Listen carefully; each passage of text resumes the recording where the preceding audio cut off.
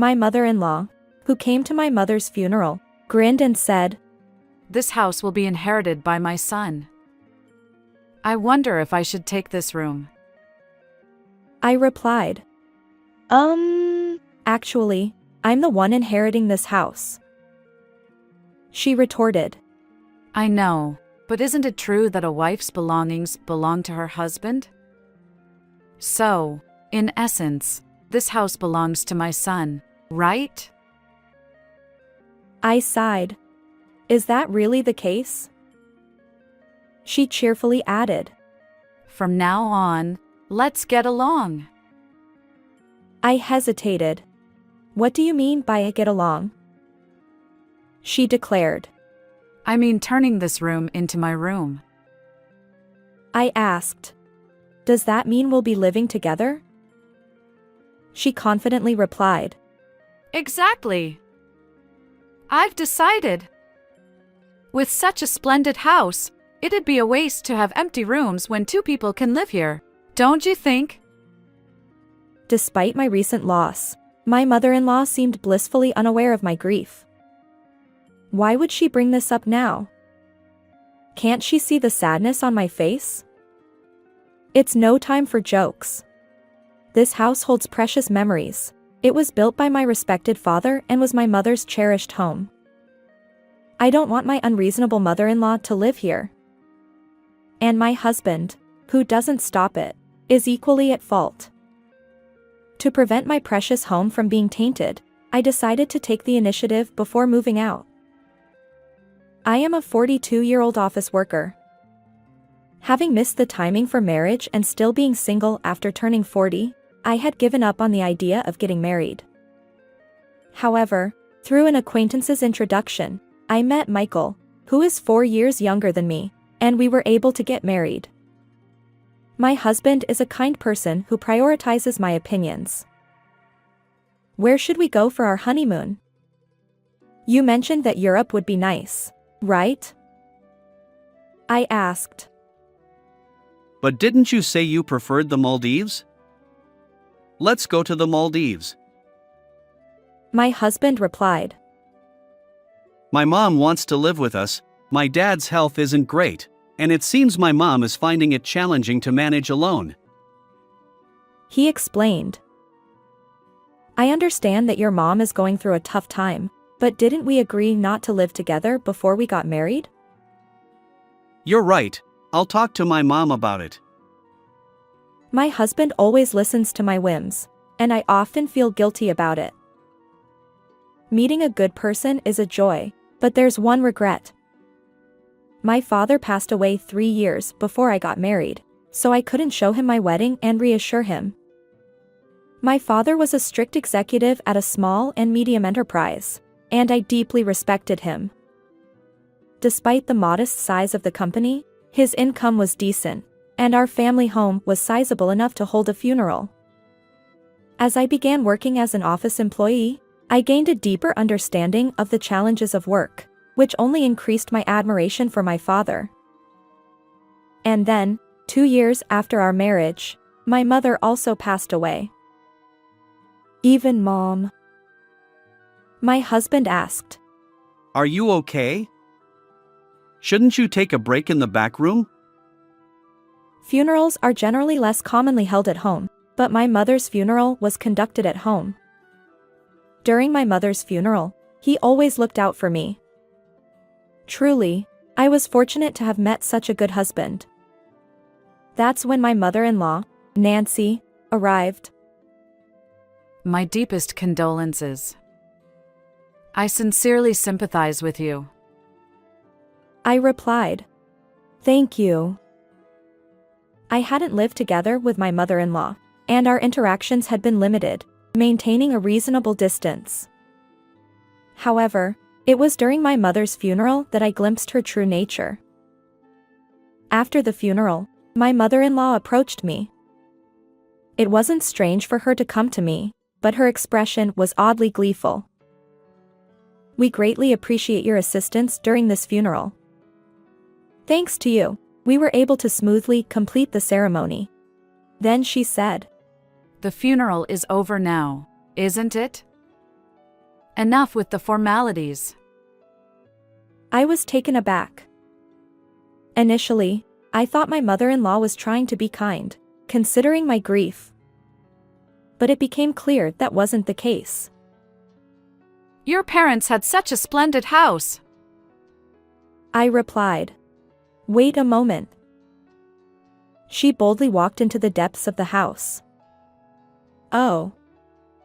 Mom, this is inconvenient. Some areas are messy. I protested. Undeterred, she declared. Don't fuss over details. More importantly, this house will be inherited by my son. I wonder if I should take this room. I hesitated. Mom. Actually, I'm the one inheriting this house. She smirked. I know. Your parents didn't have any other children, right? And isn't a wife's belongings her husband's? So, in essence, this house belongs to my son, doesn't it? I sighed. Is that really the case? She cheerfully added. From now on, let's get along. I hesitated. What do you mean by get along? She confidently replied. I mean turning this room into my room. After all, you and Michael will move here later, won't you? I asked. Does that mean we'll be living together? She declared. Exactly. I've decided. With such a splendid house, it'd be a waste to have empty rooms when two people can live here. Finally, I won't have to take care of my husband all by myself. Unfortunately, my mother recently passed away, and yet my mother-in-law is saying such things. Can't she see the sadness on my face? I'm gradually getting angry with her. Even though my mother's funeral has just concluded, why would she joke around at a time like this?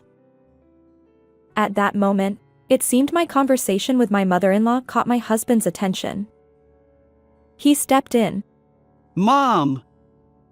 What are you saying? This isn't the right time for such discussions. My mother-in-law retorted. Why make such a fuss? But my husband was firm. Enough! Just leave. He escorted her out of the house. Sorry. My mom can be unreasonable. He apologized. It's fine. Thanks to you for handling it, I replied. At that moment, I felt grateful for my dependable husband. However, I would later realize that the reason my husband scolded my mother-in-law was subtly different from my own perspective. 10 days after my mother's funeral, as things settled down a bit, we decided to discuss my family home. It was then that my husband made an unexpected proposal. This apartment is cramped. Shouldn't we move back to my parents' house? I suggested. Yeah, you're right. With more belongings and the possibility of having kids, it's better than squeezing into this tiny apartment. He agreed. Well, then we should start preparing for the move. Then he said hesitantly. So, I have one thing to discuss regarding the move. What's the matter? I asked. He hesitated before saying. Considering the spacious house, all the empty rooms, I thought maybe my parents could move in with us. Wait, are you suggesting we live together? I asked, surprised. My husband is kind, but recently, I've noticed something. While I thought he always prioritized my opinions, I wonder if he's actually just a yes man. Could he be an outright pushover? His suggestion about living with my mother-in-law, and the way he complies with her requests for my persuasion, makes me wonder. Moreover, despite knowing I'm against cohabitation, he repeatedly proposes it to me, prioritizing her over me. Haven't I said it repeatedly? We won't live together. I remind him. He responds. But Mom keeps insisting on it. I counter. During the funeral, you scolded her, didn't you? You stood up for me and opposed cohabitation. Well, yes, I was upset about her barging into the house, but that doesn't mean I'm entirely against living together. I just thought such an important decision shouldn't be made casually in that setting. It was decisive. My husband merely nods and relays my words, but he seems more inclined toward my mother-in-law. Moreover, despite advocating for proper discussions, he maintains a certain distance and avoids making definitive decisions. Perhaps he's unconsciously doing this, believing he remains neutral. People of this type can be quite tricky. They convince themselves they're neutral and capable of making the right judgments. It's frustrating. Anyway, I oppose living with someone who barged into my parents' house on the day of the funeral and suggested living in this room. I've said it before, and I won't change my stance.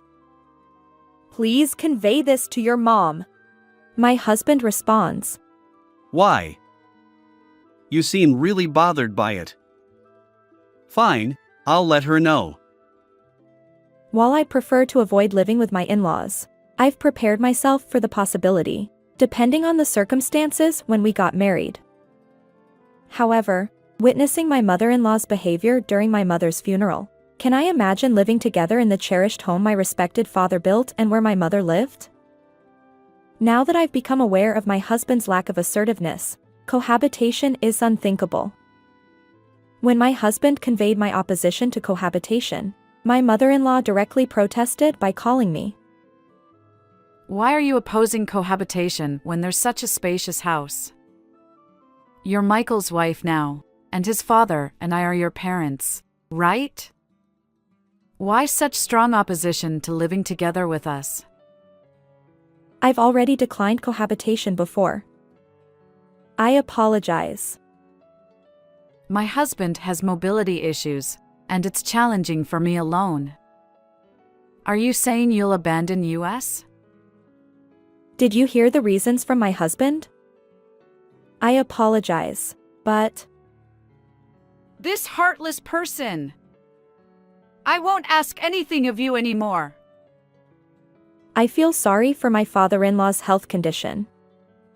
However, based on my mother-in-law's past behavior, I can imagine a future where everything related to my father-in-law would be pushed onto me if we were to live together.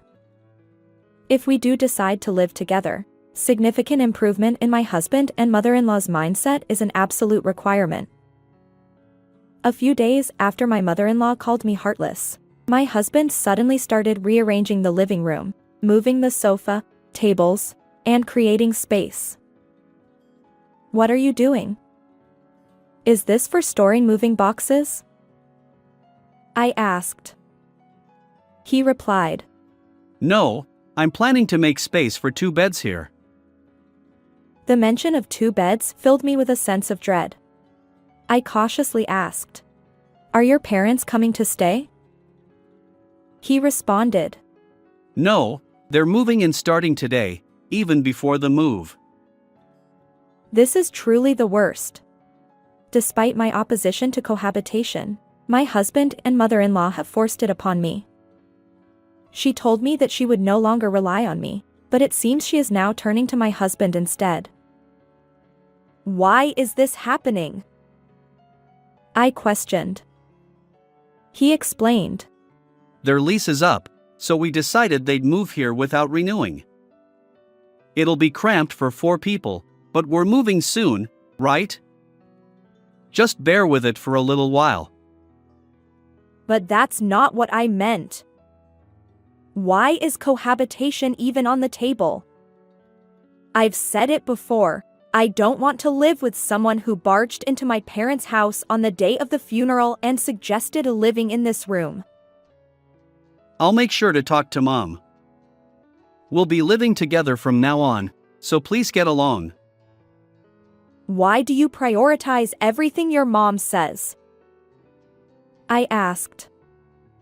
He clarified. It's not about prioritizing her.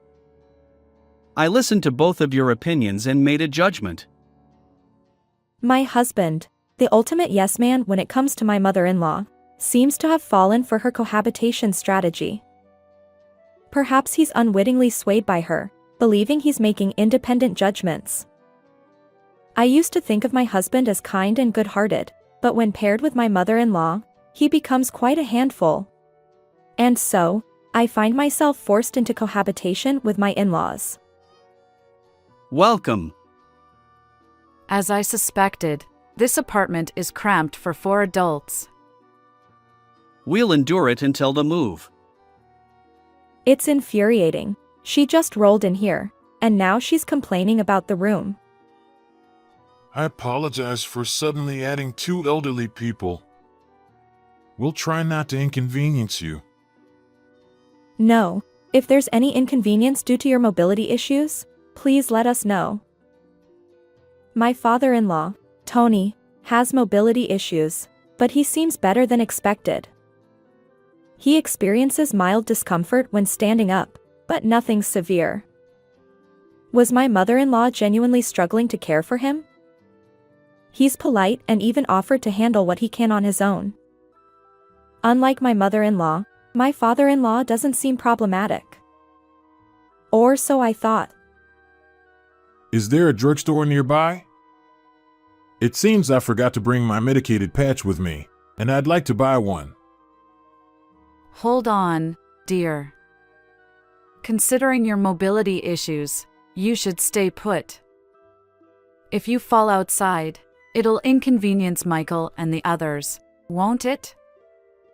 Ask them to buy the medicated patch for you.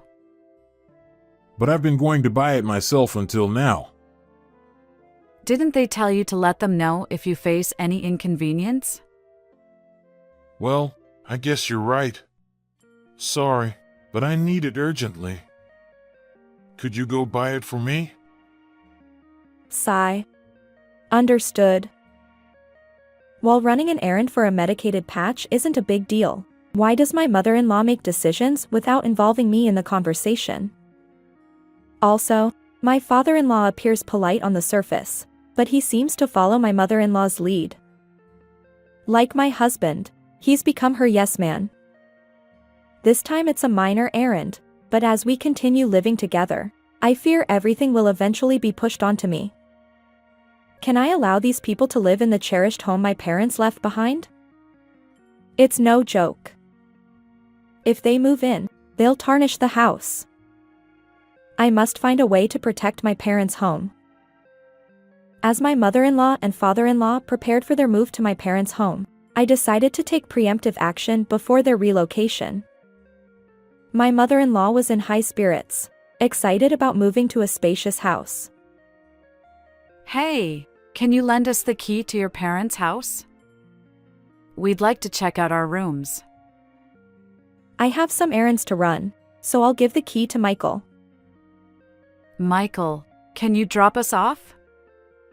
Before heading home, we want to stop by the storage room where we dumped our belongings. We need to measure the furniture sizes. Got it. I'll take the key. With my mother-in-law's good mood, there were no clashes between us, and about 10 days passed uneventfully. However, behind the scenes, my preparations were progressing steadily. All right. The moving preparations are complete. Soon, life in that house will begin. Once my husband and my in-laws finished their moving preparations, it was time for me to reveal a shocking truth to the 3 of them. Everyone, I have something to discuss. My husband replied. What is it? Get to the point. My mother-in-law wondered. Is it about plans for celebrating our move? I clarified. No, we won't be moving to that house. She exclaimed. What? What do you mean? I handed over a document. This is an application for renouncing my inheritance. My husband protested. Renouncing your inheritance? Come on, that's a joke, right? I insisted. It's not a joke. Look, there's an official court approval here. For me, that house holds immense sentimental value. I couldn't bear the thought of you living there. So, I decided to let go of the house, preserving it as a beautiful memory in my heart. My mother-in-law scolded. What madness possessed you? Even if you were letting it go, you could have sold it for money. Why abandon the house? I explained. Even if I sold it, you'd just rely on that money next. I thought it'd be clearer if I simply had nothing. She retorted. We moved out of our previous place for this move, you know? What are you doing? How will you make it up to us? I stood my ground. I've consistently opposed cohabitation. Yet, without proper discussion, you forced it upon me. So, I took a firm stance. Upon learning that I had renounced my inheritance, both my husband and mother-in-law seemed stunned, their faces drained of color. They were speechless, their strength sapped. My father-in-law looked bewildered as he observed the two of them. However, I wasn't about to let up. Michael, I continued.